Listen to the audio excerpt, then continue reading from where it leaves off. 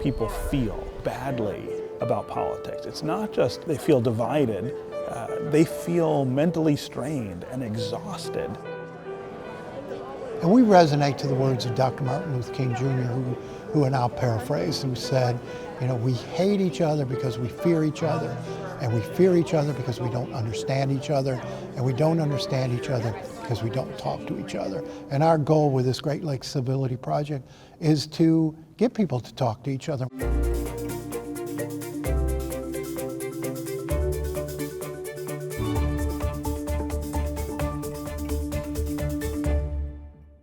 My name is Nolan Finley. I'm the editorial page editor of the Detroit News, and we are Detroit's conservative newspaper. I'm Stephen Henderson. I'm the host of Detroit Today on Detroit's Public Radio, and I host a show on Detroit Public Television called American Black Journal. I used to be the editorial page editor of the Detroit Free Press. That's how Nolan and I met. He was at the conservative newspaper. I was the editorial page editor of the very liberal Free Press.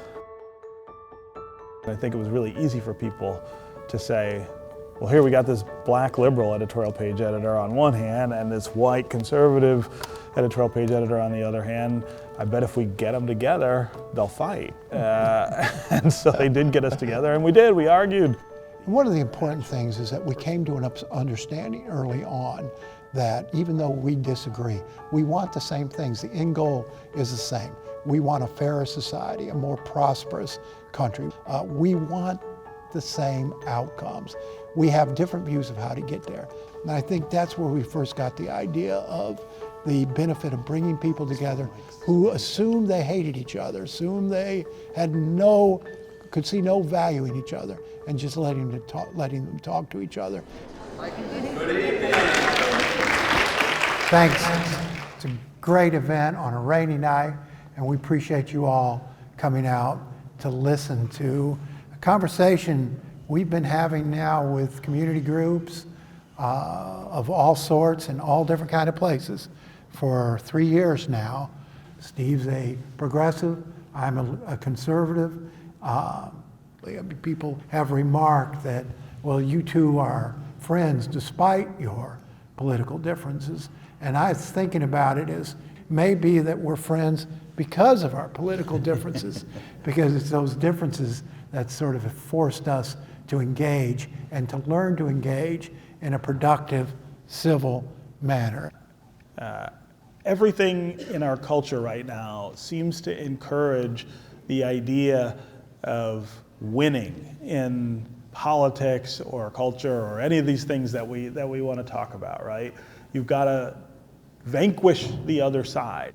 And so Nolan has this great phrase he uses all the time, conversations aren't competitions. We both believe very strongly that our approach to policy making and governing is the right approach.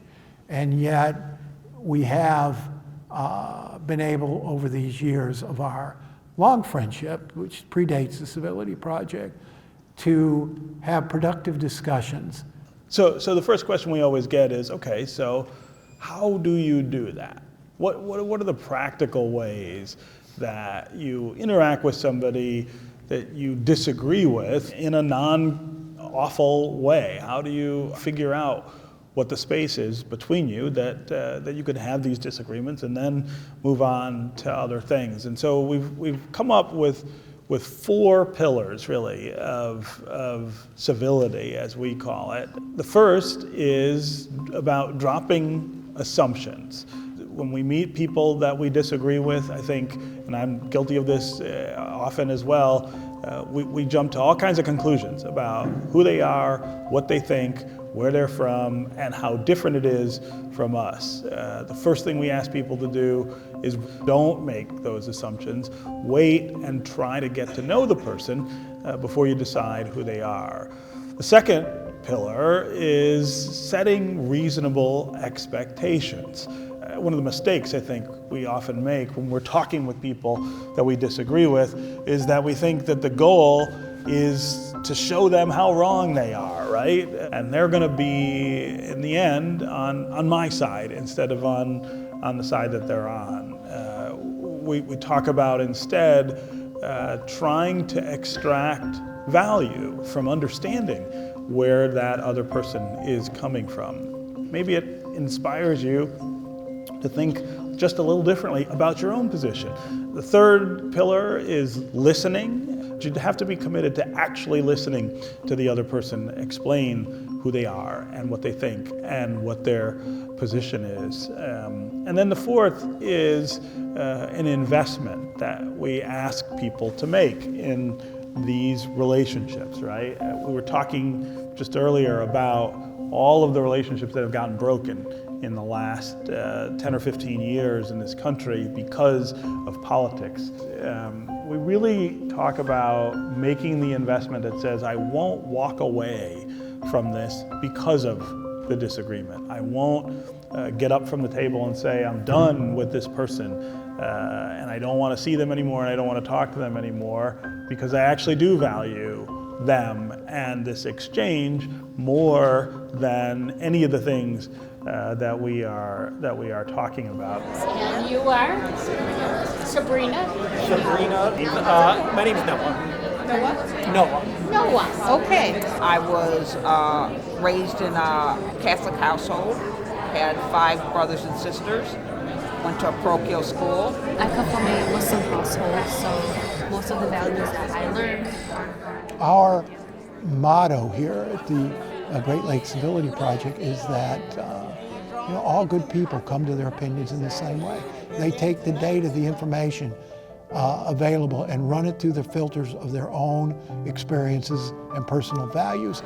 I just came here to improve my English skills because I know it's important. The value is understanding things from a different point of view. Maybe learning something that you didn't think of before. And I think a way to fix that is just make birth control affordable, offer more services. I don't think we can necessarily even tell that people have changed at the end of it, but you can see the wheels turning for a lot of folks. I believe it takes brave vulnerability to even sit in groups and have these conversations. You're going to be awkward, and it's okay. Just don't be afraid to make the attempt. It's going to take a while to learn these, to practice this and what have you, but don't be afraid to try. It's worth the effort to try.